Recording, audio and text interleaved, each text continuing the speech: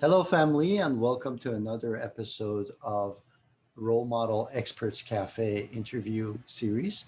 I'm your host, Dr. L, the Parent Whisperer, and today with me I have Mr. Mark Silverman. He is an amazing person. I had the opportunity to meet him and talk about what he does, and I think he's great as how he shows up and how he helps people. So I thought I'd bring him on because parents need all the help they can get. And Mark would be one of those guys that definitely can get you there. So, without further ado, Mark, welcome to the show. Thank you for being here and taking time out of your day to be here. Tell us a little bit about yourself and who you are and how you ended up doing what you do. Cool. So, Dr. Al, thank you so much for having me. Just getting to know you the last couple of days and what you do in the world, it's really impactful. And since I do a lot of work with people who are in midlife, who have, who are raising children, uh, you know, your expertise and you're going to be coming on my podcast, Mastering Midlife, is invaluable. So I appreciate what you do. Who am I and what do I do? It's so interesting. Most people have a shtick of who they were and how they got to be this. I've been homeless and I've been a millionaire. I've been a successful high tech sales guy, a successful executive, and I've been a waiter. I've been up and down and in and out, married and divorced. I've raised two incredible kids. And this all has led me to being an executive coach. So I've had a pretty successful career. I've lived almost every aspect of life that can possibly be there. And I work with senior leaders on their creativity on how basically it's how to master this time of life, which I call midlife, when the world is asking so much of you, raising children, having elderly parents, running a business. Most of my clients are CEOs or serial CEOs with several businesses. How do you deal with the stresses of all that as you're aging, as things are changing? So I spend all my time and my writing working with people who really need to be able to be their best when the world's asking so much of them. I like that. Mark, I always mention this to my family. I say this is like midlife to me is like the best years of life because you're not too young to have no means to kind of be able to do the stuff you want to do. And you're not too old to have the means, but not the physical ability to be able to get out and about and do the things and adventures and the things that you wanted to do. So this is the time that you get to have the best of the both worlds, basically. The if, world if is you at have your some place. skills, you need some skills to be able, otherwise it can be crushing, especially Exactly. as you get later, as the kids get older, as your parents get older, and as the competition at work gets there. It can, it goes from being amazing to absolutely soul crushing. Then you wonder, who is your spouse? Like, who is this person that I'm living with? And things start to change. So it really is both exciting, and then you need the tools to be able to ride the changes that come with it. So that's why I have you here, basically, because what I want is that thrive, that ability to be able to enjoy these years, basically. And so tell us more about what you do, your coaching, and what you typically see as stumbling blocks for people. Sure. So my coaching business is really split into two different areas. I'm hired quite often in the corporate world to take new leaders who've been uh, promoted to levels of authority and of responsibility, and I help season them and I help them grow to learn from becoming from individual contributors to success through others. So I help them with those skills. And then the other part of my coaching practice is those senior leaders who are stressed out of their minds. And the entree there is usually a divorce, relationship problem, a health issue, Mm. the stress is getting too much, or just complete dissatisfaction. They have it all. They have the wife, they have the husband, they got the kids, they got the nice car and the house, and they're miserable. Mm. And someone says, you need to go talk to Mark. So those are basically my people. Got it. So why is it? First of all, you're a coach. I do coaching as well, and I want your opinion as to why people should have coaches in the first place. So yeah, I'm only a coach because that's the word we use for it. But people need mentors, people need guides, people need teachers, people need someone in their lives who they can. One of my coaches said, if you just left work and before you got home, you just talked to a lamppost for 10 minutes before you walked in the door, you'd be better, right? So I think everybody needs a posse of people. It takes a village to raise a family. It takes a village to keep an individual together. This lone wolf American attitude is killing most men. Women have the friendship thing down much better than men do. Women have their own version of burnout and, always leaving work too early and getting home too late, that impossible thing. But men usually go it alone. So they don't have that posse. So people come to me because I'm the first person that they're able to talk to. They're able to let down the veneer of, I've got the family, I've got the career, I've got everything, I'm taking care of everything. And then they can come to me and say, you know what, things are really starting to fray at the edges, and I don't know that I can continue this. So I think a coach will help you do more than you ever thought you could do, go places you never thought you could go, be the person you never thought you could be. But also a coach is someone there to help with some of the wreckage. That's where usually I'm called in, is to deal with some of the wreckage that is starting or has already started, so that we can get back to that creative energy. One of the things I mentioned to some people is we talk about being sustainability, being sustainable with our human endeavors around the planet and everything else that we do. But oftentimes we forget that we, in our day-to-day operations, also need to be sustainable, right? So to be able to go ahead and just do things that are in line with our values, but at the same time, not sacrifice our health or finances or our marriage, relationships in the process, right? So, Well, healthcare, being healthy and taking care of yourself is kind of your jam, right? So for me, usually when someone gets successful, they got successful because they're trying to deal with some childhood belief or demon or something. So something's driving them in their 20s and 30s to be successful. In their 40s and 50s, it starts to turn on them. It starts to wane. That motivation still isn't there. And usually when they're motivated by something not healthy, they let go of either their health or their relationships or something to be, you listen to Howard Stern or anybody who's been wildly successful. They'll tell you they were maniacally focused on that and they let every other area of their life fall. So when you get to that point, if you can get to that point before everything falls apart, you can start to learn not only how to eat right and exercise, but how to do the mental gymnastics in order to be centered and grounded and be available for connection and relationship. You do the deep breathing and you start to do the different things that help you be present so that you're not overwhelmed by the snowball of responsibility in midlife.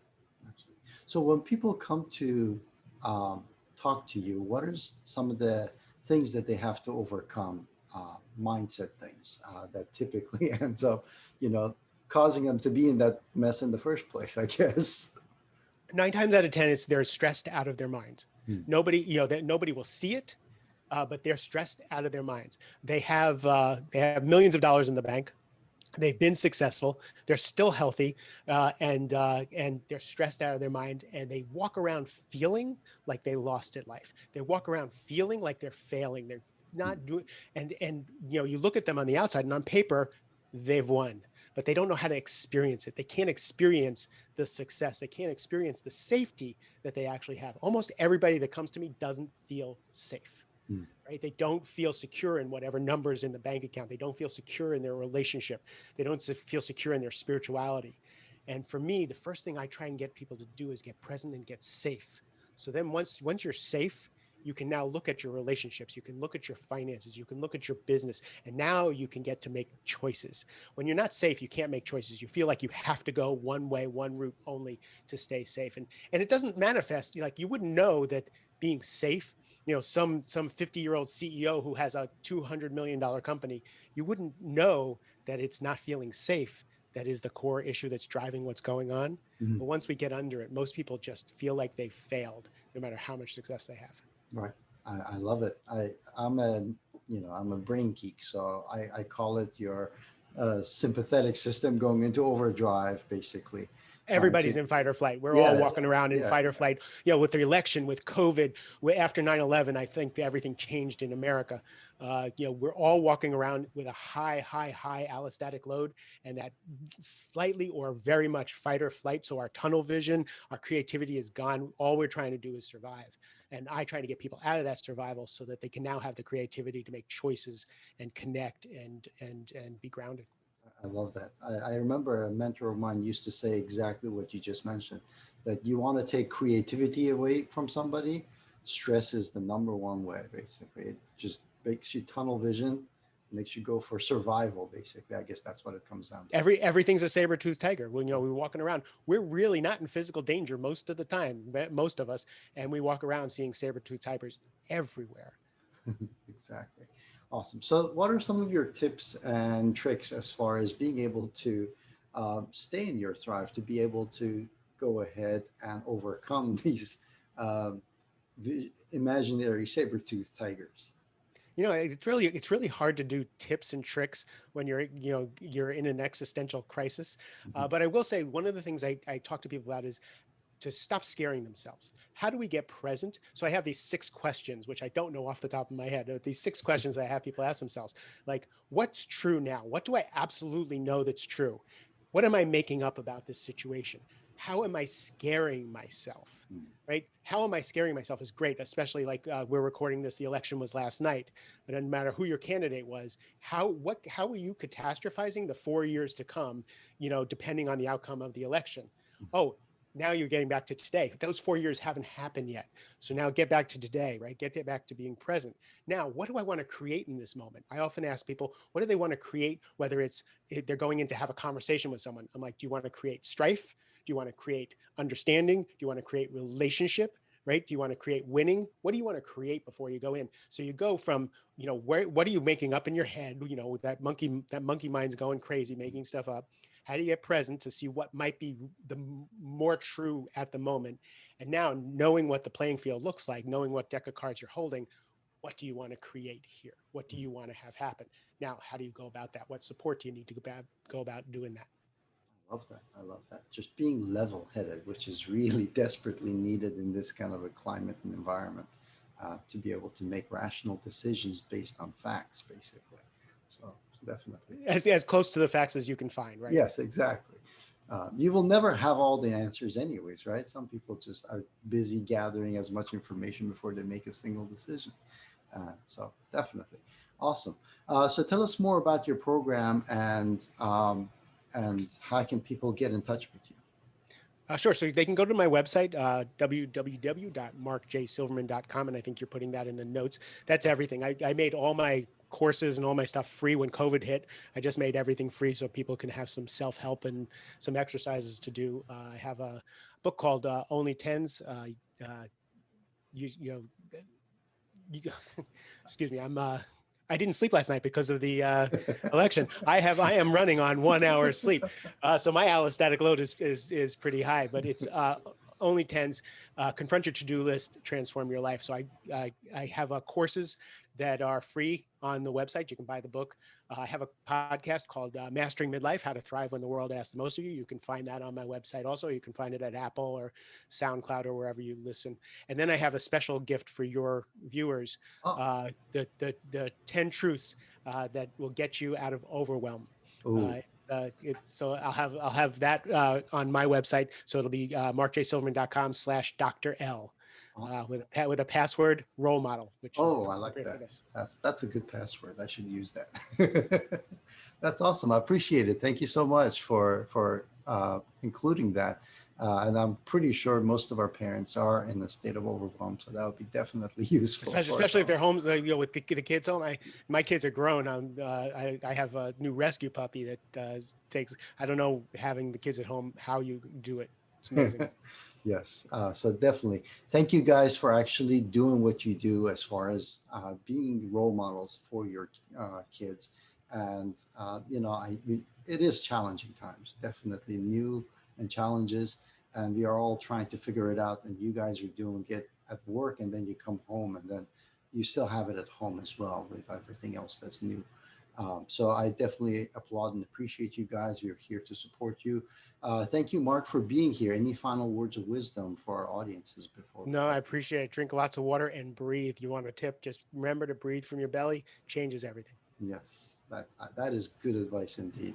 More than anything else, oxygen needs to be in your tissues. You can eat the best food if you actually have not had proper breathing, proper oxygenation. You can't burn the fuel, just like a jet fighter can't fly out in the space, basically. So definitely, thank you. Good words, and thank you guys for being here. If you haven't already done so, click subscribe so that you'll be notified whenever we have the new experts interview series comes out. And again, Mark, thank you so much for how you show up in the world and who you help and all your messages and your wonderful gift. So thank you so much. Thank you, sir. And thank you to everybody else. Cheers.